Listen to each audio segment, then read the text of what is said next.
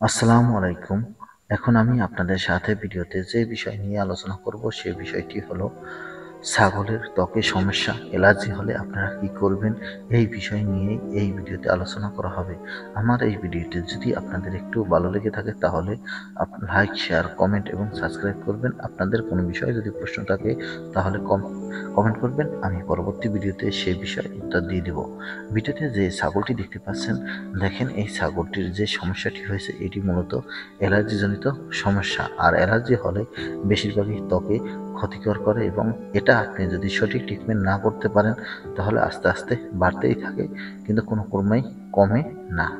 তাই আগে আপনার বুঝতে হবে অ্যালার্জির লক্ষণ কি কি দেখা যায়।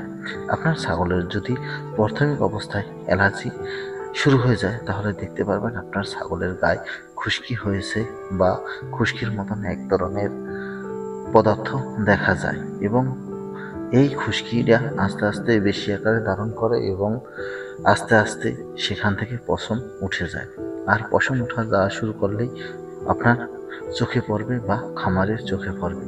এর আগে বেশিটা চোখে পড়ে না যদি আপনি ছাগল নিয়মিত না ধরেন, এবং দেখা যাবে ছাগল বারবার ওই স্থানটি চুলকায় বা আপনার ছাগল ঘরের সাথে বারবার পিঠ ঘষতে থাকে বা বেড়ার সাথে বারবার পিঠ ঘষতে থাকে। তখনই আপনি বুঝতে পারবেন আপনার ছাগলটির গায়ে অ্যালার্জি রয়েছে।